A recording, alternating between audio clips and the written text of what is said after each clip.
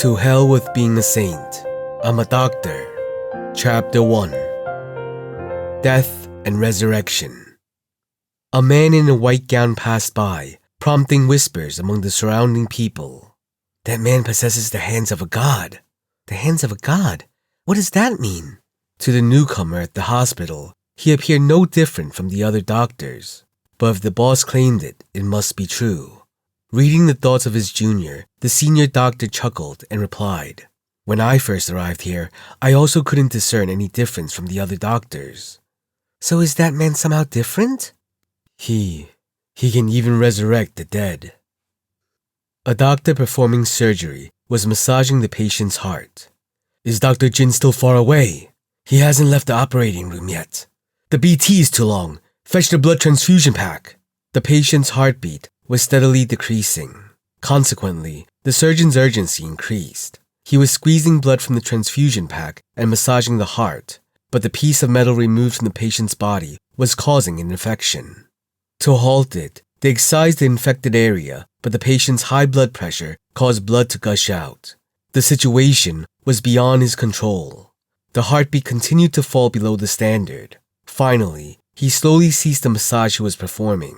With a vacant expression, he adjusted his glasses and quietly declared, "Time of death, 22 hours, 49 minutes. Cause of death is post-traumatic infection and excessive bleeding leading to brain death."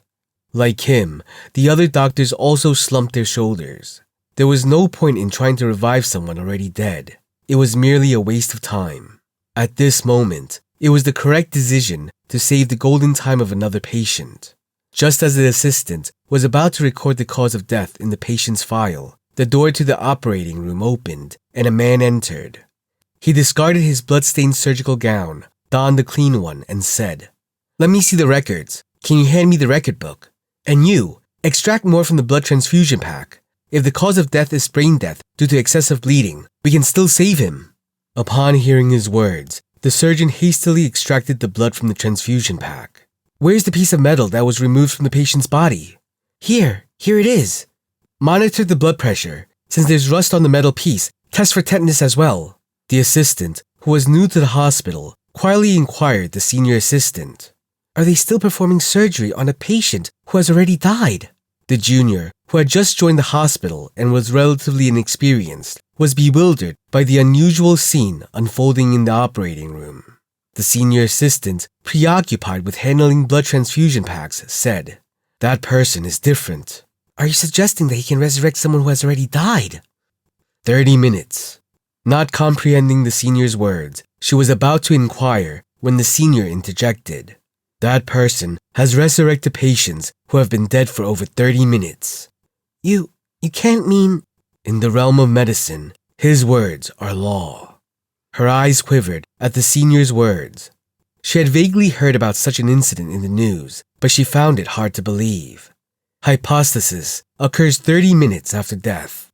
It's a phenomenon where the heart ceases to beat, blood pools downward, and blood becomes visible through the skin. It is a definite sign of death.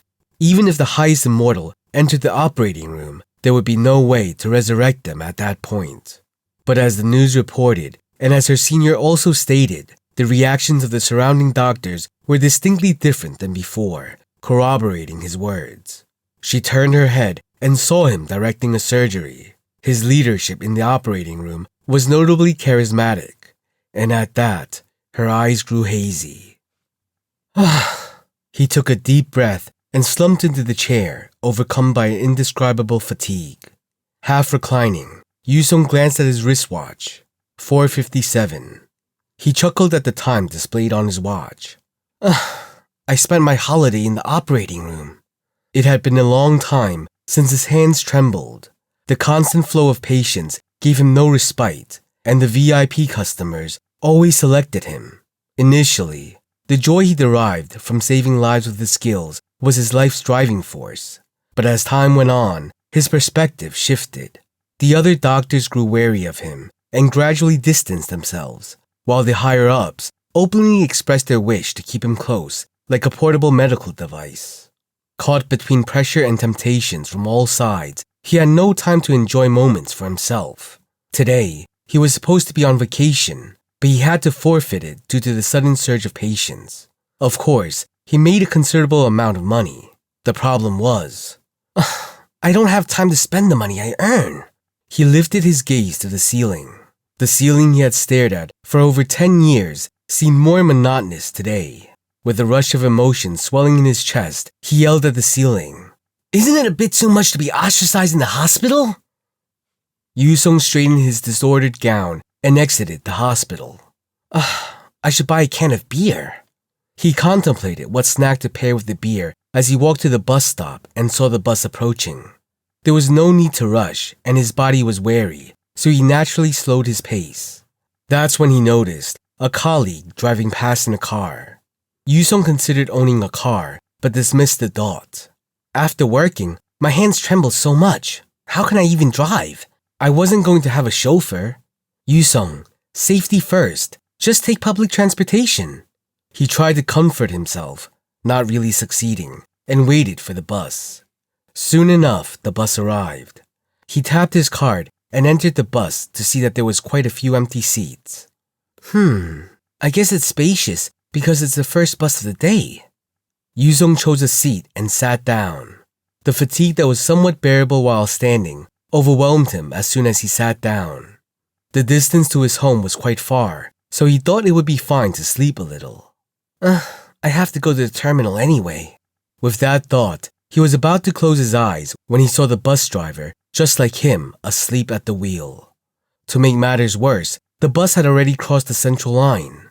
Even if he ran and grabbed the steering wheel, he didn't know how to drive, and it didn't seem like the driver would wake up even if he shouted. As he resigned himself to death, he felt his strength drain even more. They say that before a person dies, their past life and memories flash before their eyes like a kaleidoscope. Now, his past life started to flash before his eyes like a kaleidoscope.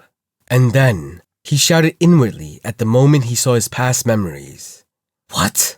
Is this damn life all about the operating room? With that thought, he lost consciousness. The whole world mourned the death of Yusong. Even himself didn't fully understand the extent of Yusong's influence. Yusong had a tremendous impact on the medical community. His incredible medical knowledge was the role model for numerous doctors, and actually, prestigious professors came to learn from him. The number of people who sighed when they heard the news of his death was countless. That's because his medical skill that could even bring back the dead was like having an extra life. But now, he was dead, and there was no doctor who could bring him back to life. Newspapers and magazines published various articles. A doctor who will be remembered throughout history has passed away. His death will set the medical community back by 50 years. Yusong's influence was more significant than he had realized. Yusong was overwhelmed by the thought of his impending death. He tightly shut his eyes, preparing himself for the imminent shock. It's going to be excruciating, isn't it? So painful that I'll wish for death. I'm going to die soon anyway. Reflecting on the trauma endured by patients who had been in car accidents, he desperately didn't want to die. However, when the anticipated shock didn't arrive after several seconds, he cautiously opened his eyes. That's when he saw a beautiful woman cradling him in her arms. He let out a scream of intense embarrassment. Ah! Nyeh! Words different from his thoughts slipped out. Assuming his pronunciation was distorted, he attempted to shout again. Where am I? Did you rescue me? Nyeh! This time, he was certain he had spoken correctly, but the sound that reached his ears was entirely different. No, it wasn't even his own voice. It was indistinguishable from the cry of a newborn baby. His voice, which couldn't articulate words properly, resembled the babbling of an infant, clearly the voice of a child whose vocal cords were not fully developed. Why had he, who was on the brink of death, become a newborn baby? Or had he developed a defect in his vocal cords due to the accident? Yusong opened his barely functioning eyes wide and looked at his hand. The chubby hand was unmistakably that of a newborn baby. Yusong's mind was overwhelmed in an instant. Not only was he alive when he thought he was dead, but he had also become a baby. And a baby's brain is underdeveloped, so thinking would be slower. but there was no impairment at all. He needed time to process, but the surrounding circumstances wouldn't allow him to. The woman who held him passed him to the man standing beside her. To Yusong, who had inexplicably become an infant, these two appeared to be his parents. The man gently took Yusong and brushed his stubbly chin against him. "And who did you inherit this cuteness from?" It was clearly a gesture of affection, but what Yusong felt was intense pain. It was extremely painful, even though the beard merely grazed him. "Ugh! My face will have holes in it! Stop! Stop it!" Even though the scream differed from what he intended, it was effective, because immediately, the woman who had held him reprimanded the man. "Ale, your beard is hurting him." "Huh? Oh, I see. Sorry. Anyway, shave that beard off." "But our son was just born. A dad needs to maintain some dignity." Yusong wanted to question what the dad's dignity had to do with the beard, but he couldn't because all that emerged when he opened his mouth were infantile sounds.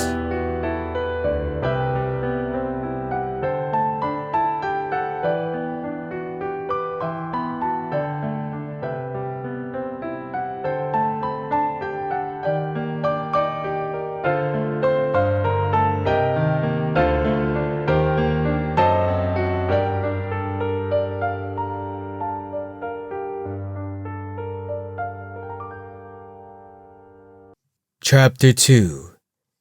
The one who was referred to as Ale gazed at him rather adorably. "You adorable little thing." "You look exactly like me." "That's why you're so masculine." "Oh, so are you implying that I appear masculine?" "No, not exactly." Ale averted his gaze, feeling a flush of embarrassment from being scrutinized. However, Yusong didn't notice their exchange. He couldn't comprehend his current predicament, but being something else piqued his curiosity even more. "How am I able to understand what they're saying?" Their language seemed more foreign than Korean, and it was definitely something he had never encountered before. Yet, he was able to understand and interpret it. What in the world is going on? Just before his death, he had inexplicably become an infant, and he could understand a foreign language he had never heard before. Furthermore, their attire was also unusual. His vision was blurry, but at first glance, they seemed to be wearing leather outfits that one might associate with cosplayers. Being regarded as a genius in his own right, he pondered his current situation. Is this a hallucination? Amnesia? Or reincarnation? As he delved deeper into his thoughts, he suddenly felt an overwhelming wave of exhaustion and his eyes started to droop. It was a feeling identical to the symptoms of overexertion. I must have overtaxed my brain in this tiny body. With that thought, he drifted off to sleep. 3 months had elapsed since this peculiar situation began. Yusong had managed to gather some information about this place. Firstly, this world was unlike the one he had previously inhabited. It bore a resemblance to the typical fantasy world often described. Listening to Ale and Sein's conversation, he deduced that monsters existed and there were several species akin to humans. Moreover, while his original world had developed science to simplify tasks, this world appeared to have enhanced their physical and mental abilities. Magic existed, and the methods of manipulating one's body or energy were far more tangible than in his original world. Understanding this fact was not difficult. His mother, Sein, had rushed to him in alarm when he scratched his arm, and then she healed it with a spell. Initially, he was shocked and wondered if he could learn it too, but upon reflection, those abilities were indeed frightening. His father, Ale, lifted rocks with his bare hands and was a master swordsman, chopping firewood with a large sword in an instant. Whether this world was naturally like this or if his parents possessed unique powers was uncertain. But one thing was certain, such abilities existed. Modern athletes can't even compete. The second aspect was their standard of living. Their approach to earning a living differed from that of modern people. Plucking a single apple could provoke a monster attack and potential death. This indicated that food was a vital issue directly linked to survival. This was a far cry from the modern world, where survival could be achieved by merely begging on the streets. It appeared that they began training their strength from childhood to avoid such hazards. He noticed that they were contemplating what to teach him even though he was only recently born. The living environment was so perilous that naturally the standard of living was low. However, this did not imply that their civilization was underdeveloped. Their civilization was adequately advanced. Believing it to be less developed simply because it differed from the modern era one lived in was quite a foolish notion. Upon reflection, they chose to become stronger and combat threats. This could be viewed as a process of evolution. The final third was about oneself. Yusong recognized and accepted his situation after experiencing several events within a month. I truly have been reincarnated. He clenched and unclenched his chubby hands, examining them. When his suspicion became reality, it felt surreal. He had been reincarnated, retaining all his memories from the modern era in which he previously lived. He discovered another fact. If a baby's body thought too much, the brain became overloaded and consciousness was forcibly shut down. This issue would gradually resolve as he grew, but it was quite challenging at the moment. As Yusong pondered the problems he faced, he heard a voice calling him from within. Ray, where are you? Ray, that was Yusong's name now. Sein covered her mouth with her hand and took a step back when she saw Ray looking up at her from the blanket. Then, with trembling hands, she picked up Ray. How can you be so cute? You're my son and all, but you're really cute. He gave an awkward smile at his mother's predictable reaction. This had been the reaction for the past week. No matter what he did, he received a similar response. Even when he couldn't control his bladder due to his young body and wet himself. I want to die of embarrassment. His expression, while recalling the embarrassing incident, was not entirely negative. Sure, it was embarrassing, but he couldn't deny the indescribable thrill of rebellion. Sein rolled up her sleeve and said to Ray, Our son, let's eat. Ray looked up at her with a bright expression and was startled. Huh? You don't want to eat? As she tilted her head at his strong reaction, Ray tried hard to nod his head, which didn't move very well. In reality, he was extremely hungry. His body constantly demanded the energy necessary for growth, and he started to feel hungry even after lying down for just a little while. But this was something he couldn't get used to. Of course, Sein was just breastfeeding a hungry baby. It was a very natural action and nothing strange at all. The problem was with him. Because he retained his memories from the modern era, he couldn't suckle like an innocent child. The situation was simply too embarrassing. It's strange. He's always quiet, but he does this only when eating. Is something causing him pain? Should I maybe call a healer? She voiced her concerns. Ray became intrigued by the term healer in her words. Healer? Is that akin to a doctor? In the fantasy novels he had read, healers or priests typically handled healing. Just as he had been a doctor in the modern world, they might fulfill a similar role in this world. He was curious because it was the same profession. I wonder how healers treat illnesses. Since it's a fantasy world, maybe they just lay their hands on you and you recover. While he was entertaining these somewhat absurd thoughts, Sein's voice rang out again. I suppose I should call him to check. Even as she spoke, she didn't put him down. Instead, she brought his mouth to her chest. He attempted to resist, but soon had to capitulate.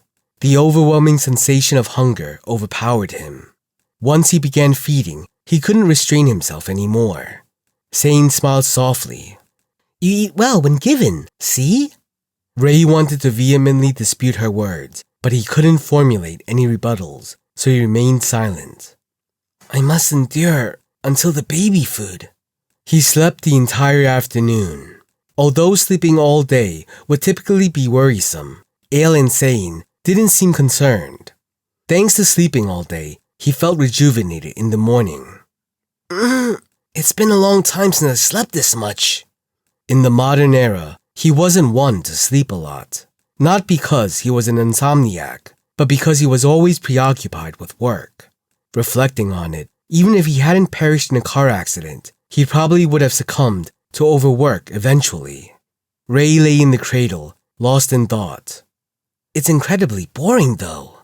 Since he was too young to move his body, all he could do was lie still, sleep, or get lost in his thoughts. Maybe I should just indulge in laziness now. Laziness. It was a small desire he had secretly nurtured. Once he decided, his body immediately relaxed. His constant fatigue made this possible. The softness of the cradle embraced his tiny body. Thus, his laziness commenced. Huh? What is this? After 3 hours into his idleness, he experienced a refreshing coolness he had never felt before. It was too enigmatic to merely label it as coolness. It was as if he could sense tiny threads moving around his body. The more he ignored them, the more invigorated he felt. A sensation so distinct that once experienced, it could never be forgotten. Could this be mana? He had occasionally overheard aliens saying, discussing it, so he had a vague understanding. But he didn't expect it to be as thin as threads. I wonder if I can manipulate it. Contrary to his thoughts, the threads didn't readily obey his will. Instead, when he attempted to forcefully control them, they tended to disperse. And when the scattered threads flowed into different directions than initially, it felt uncomfortable and somewhat hindered. This is exasperating. The mana, which seemed to have a predetermined flow, did not concentrate in one spot. Even though there was no clear solution, and despite his will, he felt provoked by the mana that freely circulated around his body.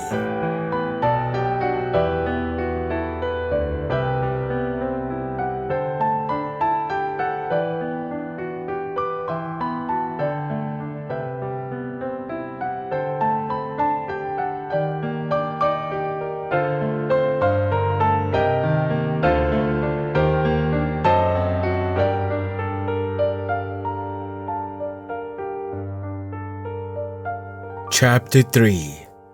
Ray focused his mind to better understand the flow of mana. The once blurry traces of threads began to appear more distinct.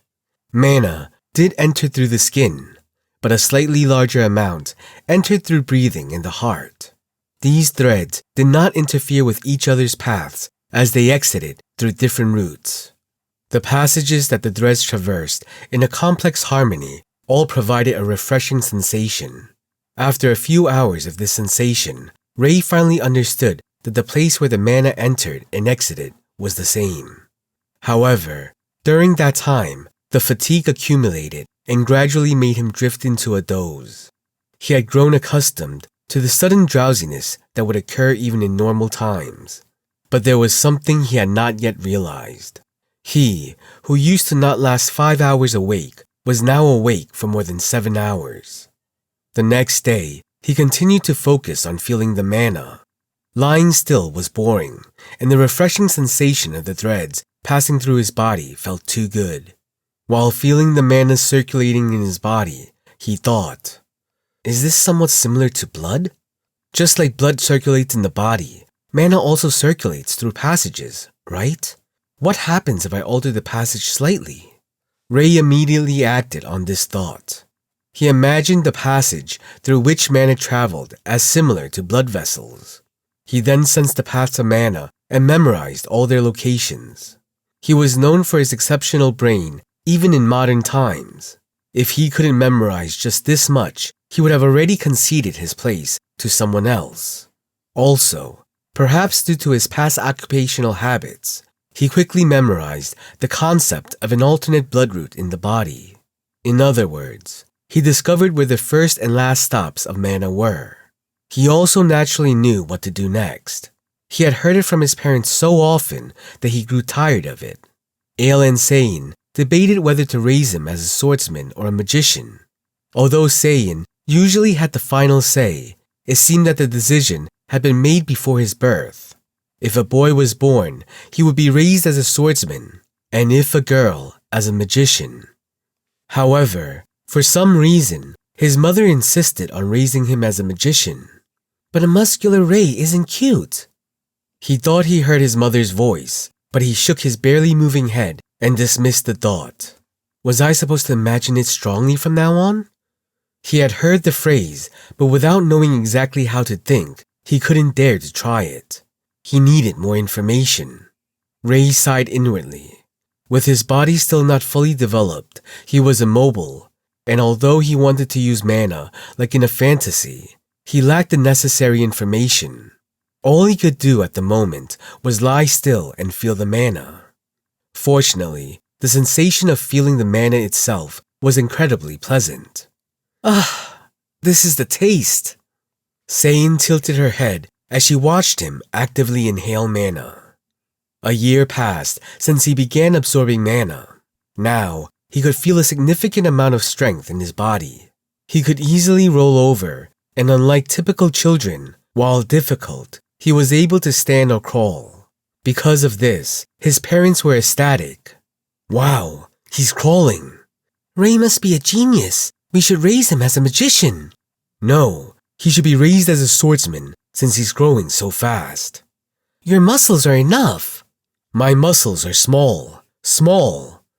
Ray watched and thought, if I have to choose, being a magician would be nice. Like Sein, he didn't care for the muscular types. He felt more suited to be a magician who sat and chanted spells rather than a swordsman who exerted himself physically during training. He inwardly cheered for his mother and envisioned his days as a magician. Life should be easier from now on, right? A guaranteed future, a delightful sight, and a discipline that didn't require strenuous training. Everything seemed perfect. Then let's teach him both. Sein smiled and spoke. Ray doubted his ears for a moment. Both. A brilliant plan that offered the best of both worlds. But he soon felt relieved, knowing that Ale would oppose it. Father would surely want to raise me as a swordsman. It's better to focus on one rather than both. However, Ale's response completely shattered his expectations. Yes, let's do that. There is no law that says a magician must not train physically. But no muscles. All right. Ray glared at Ale, who was laughing heartedly. His future had been decided without even asking for his opinion. Ray, who received the guaranteed future from his parents, was overjoyed. He hadn't anticipated that he would be doing both. Tears flowed. At this rate, he would become a swordsman who could use both healing and magic. In other words, a blend of both. He felt invincible. He thought this was unacceptable. Somehow, he needed to express his opinion, but all that comes out are baby sounds. Ray's earnest baby sounds made them pause their conversation for a moment. Sein stroked his head, seemingly understanding his feelings. Just as Sein was about to say something to Ray, Ale picked him up and laughed heartedly. You like it too? Shake, shake, shake. He desperately shook his head, but Sein didn't notice because Ale was spinning him around. Ray glared at Ale again, but seeing Ale's utmost happy smile, he couldn't help but back down. He sighed, a sigh that didn't even come out. All right, how hard can it be? Let's give it a try. He should. After all, in his past life, he became a doctor to see such a pure smile. Nothing could surpass a pure smile. Finally, he turned 3 years old. He could now walk well and speak quite a bit. Since he understood all languages, his speech was quite fluent for his age. He had been frequenting the study ever since he started walking.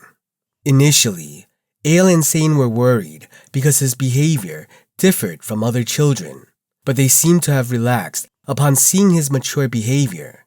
The reason he spent time in the study, reading books, was simple. He wanted to build a more perfect path for the flow of mana.